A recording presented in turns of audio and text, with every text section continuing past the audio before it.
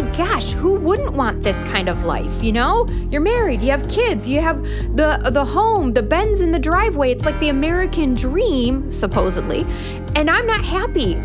So is there something wrong with me? Like, am I broken? And that was really hard to look at those things and think that, no, I'm the problem. I'm Julie Rose, and this is Top of Mind.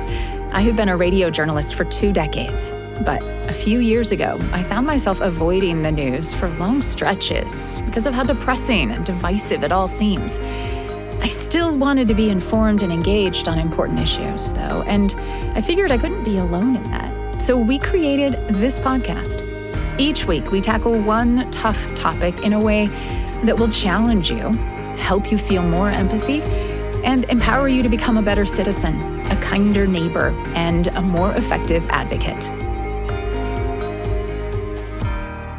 Today, confronting uncomfortable truth. This is a Stick With It conversation with Karin Freeland. She is author of the book Grab Life by the Dreams. She's a life reinvention coach, and she's host of the podcast Rock Your Reinvention. Karin, I'm so happy to have you with us today. Thanks so much. Yeah, thank you for having me. It's great to be here. So the concept behind Stick With It is that moment when you decide to stay open and stay curious in the face of information that challenges you, maybe because you disagree or because it's just not what you want to hear. The topic-based episodes that Top of Mind does are a chance to practice engaging with perspectives that challenge us. And then these Stick With It conversations are where we get to see what it looks like in daily life, what this work looks like. And we developed this conversation series because we realized that the ability to stick with the discomfort of a challenging perspective turns out to be really critical in overcoming polarization in our relationships and our communities. And it's in these stick with it moments that the magic happens, that we're able to deepen a relationship or feel new empathy or get more clear on our own views. Or in your case, Karin, find the courage to do something that you were really afraid of, but that has made your life better. So I'm really excited for you to share your story. And let's just dive in. What do we need to know? What's the background to set up this story? Yeah, okay. So I had always had a creative lifestyle. Growing up, I was a dancer. I loved to express myself. I loved to be on stage and really allow myself to just be authentically who I was. And, I went to school, college to dance. And after school, I was like, okay, this is it. The world is my oyster. I'm going to follow my dream. Here we go. And I moved to Miami to do some acting, which seems like an odd move. I really had wanted to go to New York with my boyfriend at the time, now husband, but he didn't invite me. So I was like, all right, well, then I'm just going to go do my own thing. And I had the opportunity to go to Miami. Had mild success, was doing well down there, booked some commercials, got some TV opportunities and some movie opportunities, got my SAG card, and I was like, wow, if I can do this here, let me go to New York.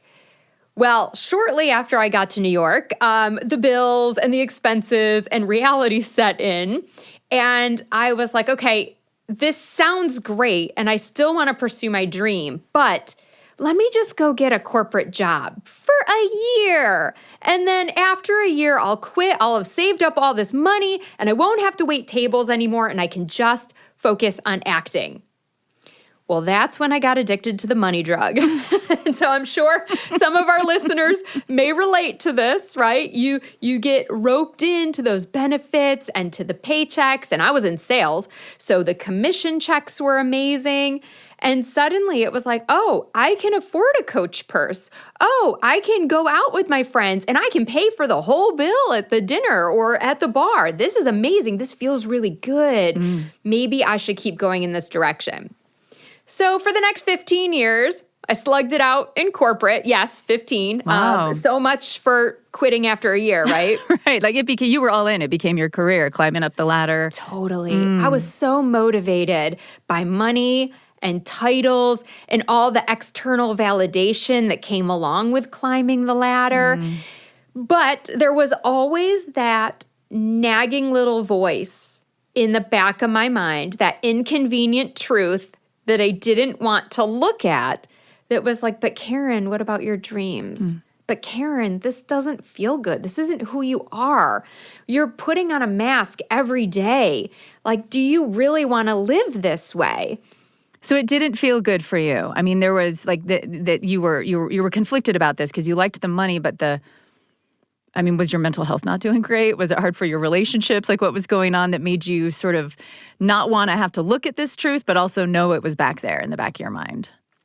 Yeah, I think it ebbed and flowed for different reasons at different seasons, So once we got married, and look, there was a period of time where corporate was really great. Like, I loved it. I was having fun, I was a pharmaceutical sales rep and I was going to the best dinners in New York City, and like, it was cool until it wasn't, right? So there was when I started having kids, I'm thinking, how do you quit your job? You got to be responsible.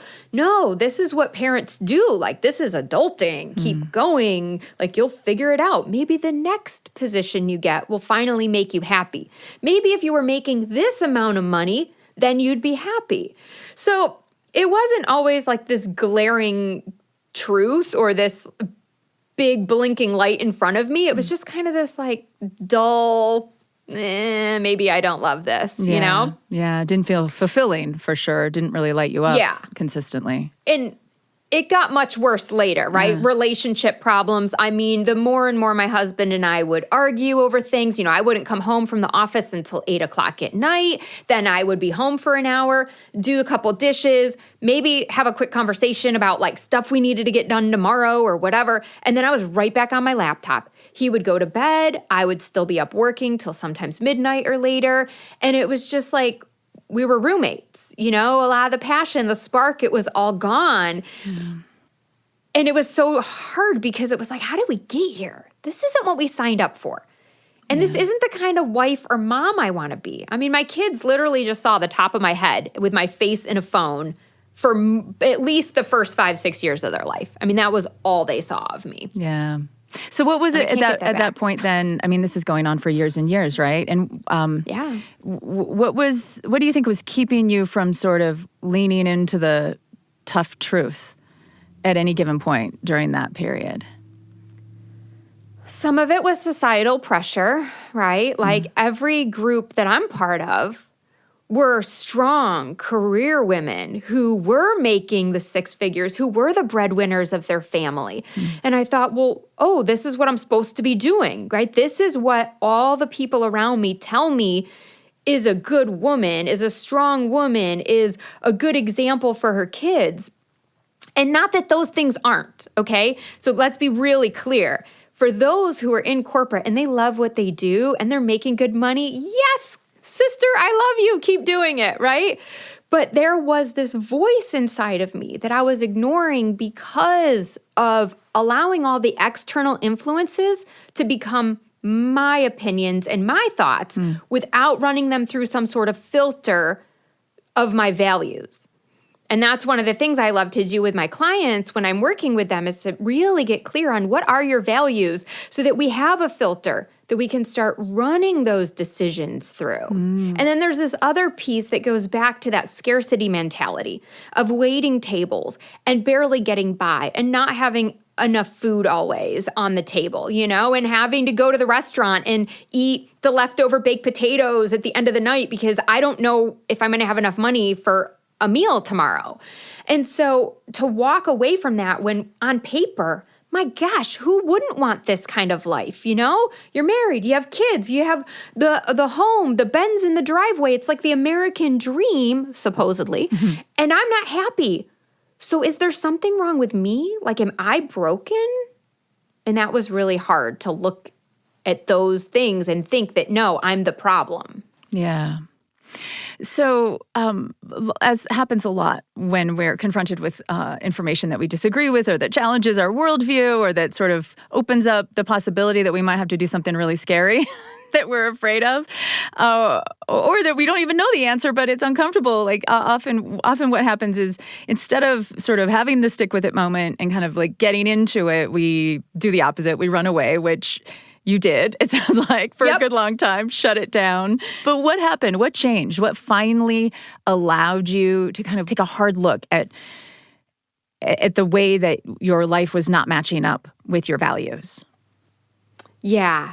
So we had a couple of deaths in the family.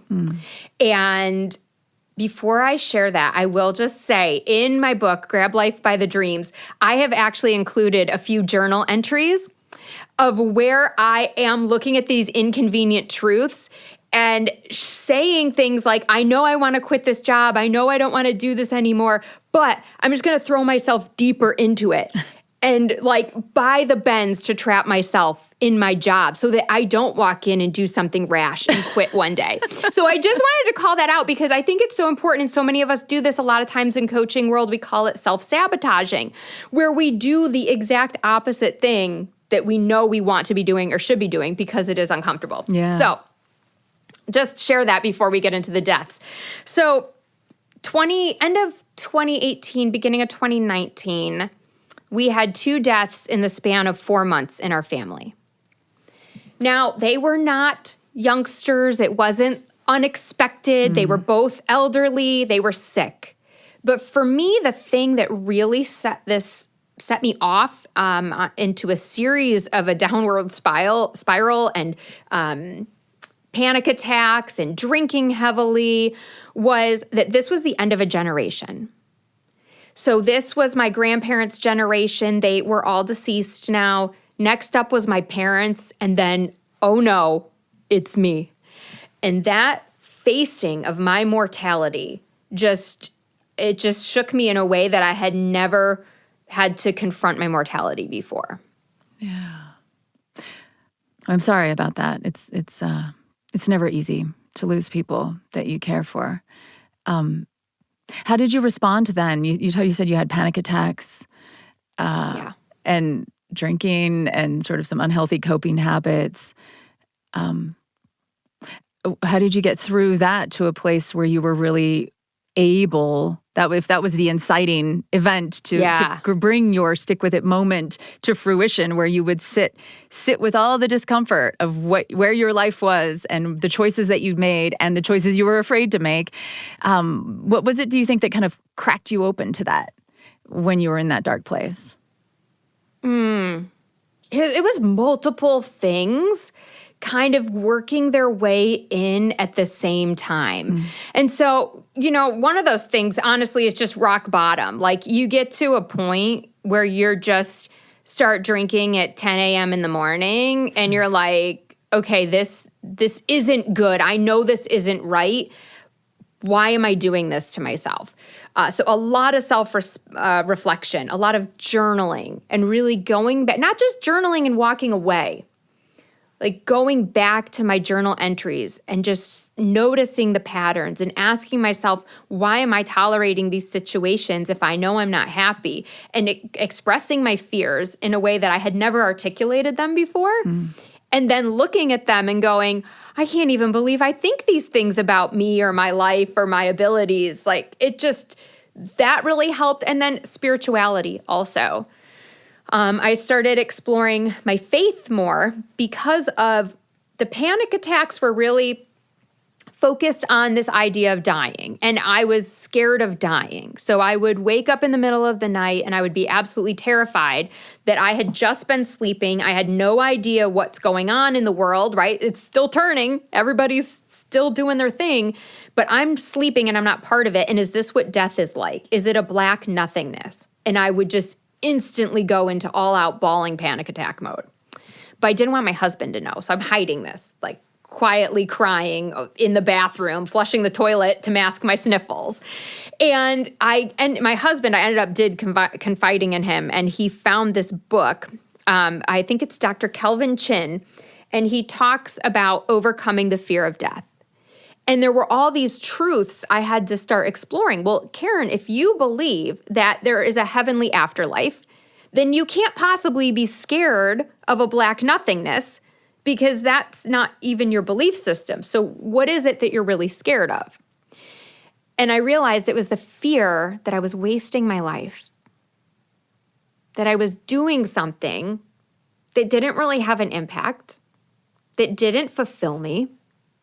And that if I had enough hope and belief that if I could get to a place where I was doing something that fulfilled me and had purpose and meaning, and I was making an impact, that I could enjoy my life again. So what did you do about that? Yeah, so I basically drew a line in the sand and was like, okay, we're not doing this anymore. What does that look like? And I didn't even know that this was a technique at the time. It's called Rewiring the Brain, and it's something that you can do, but I did not know that I just kind of came up with it on my own, and then later through my life coaching certification realized, oh, this is an actual thing. So when I would go into the bathroom at night and my brain would start to launch into the panic attack, I would very quickly shift my thoughts to anything else. And I would launch into these diatribes about how chipped my nails were, or how I need to get a hair appointment, or how I'd love to repaint our bathroom, or whatever, anything and everything, just to block out those thoughts. And over time, and it was fairly quickly actually, I realized that I could start going to the bathroom at night without having to have this random dialogue, because my brain was starting to associate a different experience now with getting up in the middle of the night. I asked my husband to help me stop drinking. And, we decided we weren't going to have it in the house Monday through Thursday, just going to be like a weekend thing if we did at all. And as I started not to drink as much, I had more free time. I had more energy. I was excited about life again. I started writing a book and getting my story out there so that I could help other people. And as I started to make these changes, getting a hobby, I started dancing again and going back to my creative roots. It was forget about trying to make money from this, but just what brings you joy, and how do you find more of that in your life? And during all of this, exploration phase and changing my brain, I got laid off, which most people would be like, oh no, that sounds terrible. But I'd been fantasizing about this, honestly, for years. I was like, if only somebody would walk in and lay me off and give me a severance package, then life would be great. Because you didn't want to quit. You wanted to be able to go with some of the benefits, but also just the difficulty of making, if someone else could make this decision for me, then I can run with it. Yeah, because then I can blame them if it doesn't work out. I can blame the corporate. If we make a decision on our own, we have no one to blame but ourselves. Right? Yeah. And that's a scary, inconvenient truth. And probably one of the reasons I also stayed in corporate so long. But in that moment, it was oh my gosh, this was the universe's way of saying, Karin, everything you've been talking about, all the exploration you've been doing, this idea of writing a book, all of this, yes, yes, yes, and yes. And now, because I know you're not quite strong enough to make this call on your own, I'm taking away the one crutch that is holding you back. You don't have a job anymore. And it was so freeing. Don't get me wrong, it stung a little. I mean, nobody wants that call, right? It doesn't feel good to be like, hey, we don't want you anymore. Your position is no longer here. So it was still emotional, but it was fantastic. And really, it's one of the best things that have happened to me in my life to date. Yeah, why? Well, I think one of the reasons I'm grateful for it is you appreciate it more, right? It's one thing to go through, to read a book, let's say, and just experience someone else's transformation. It's quite another thing for you to go through it yourself, because you just have that appreciation for how far you've come and the things that you've been able to do. We don't give ourselves enough credit. We are so strong. We are so much stronger than we ever allow ourselves to believe. And sometimes we have to experience that to be like, oh, wow, look what I've come through. I'm kind of amazing. And I don't mean that just about me, but I mean, we can all be saying that about ourselves, right? We are amazing and we're capable of so much. So that for me was it was amazing to have that gratitude. But then not having a job, it gave me this freedom to explore, but also this push, okay, you don't have a job, girlfriend. So we do need to get some income flowing. What's that going to look like? And I thought, well, I've been able to completely reinvent my life. Why would I keep this to myself?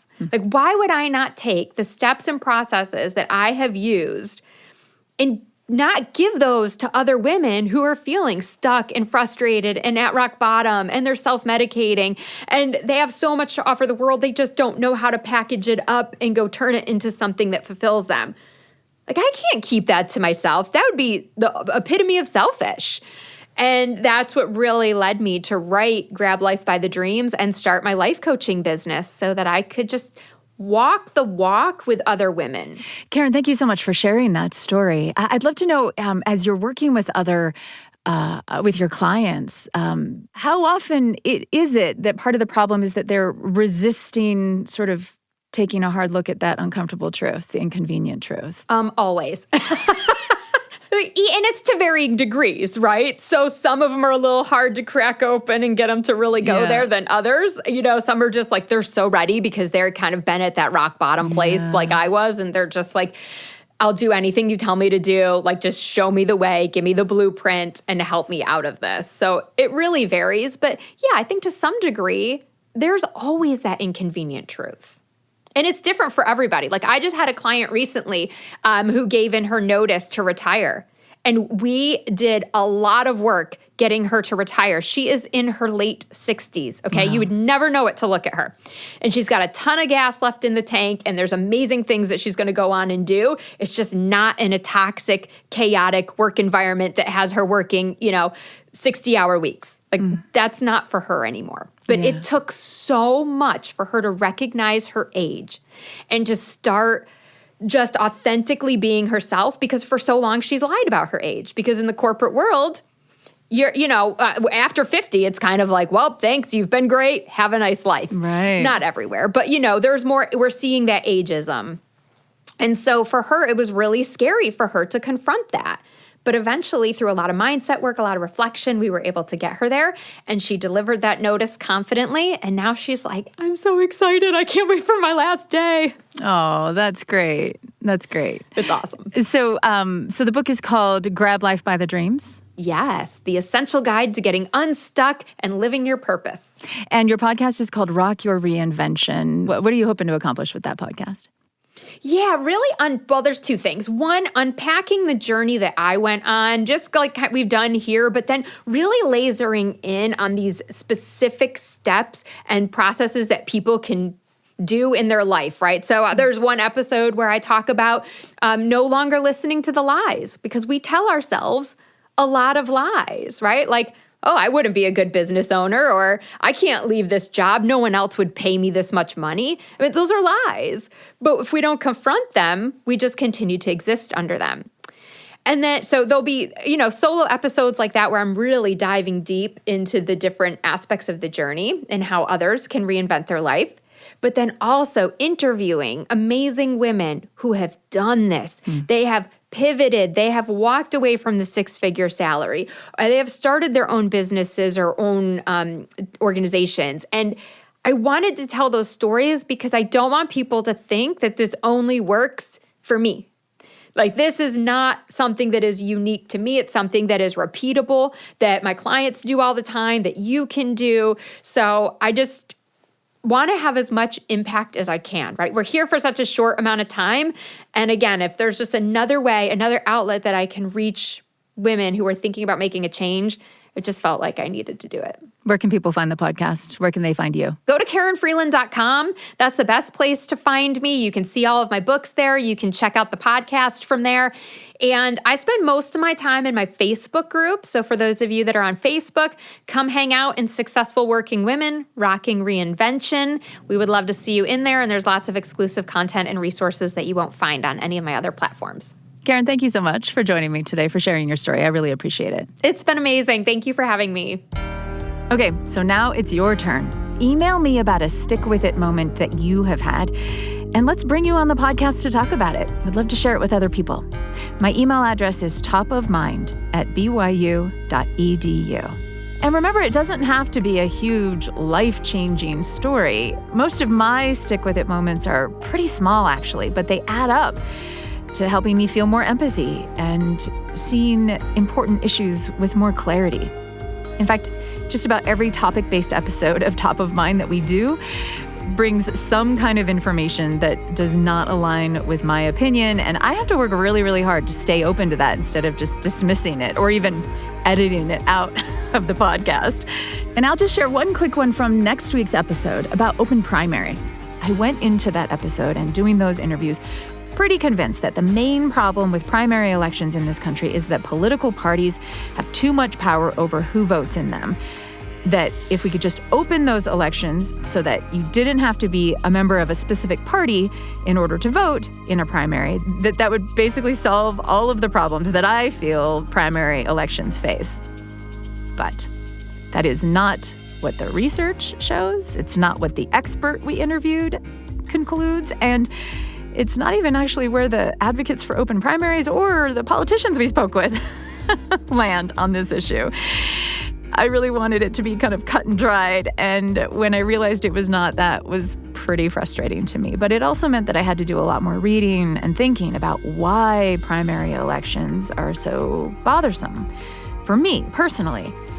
And the upshot of sticking with that discomfort is that I decided to engage with a political party more than I ever had before. I actually went to a primary caucus meeting, something I never, ever would have considered doing before because of my disdain for political parties.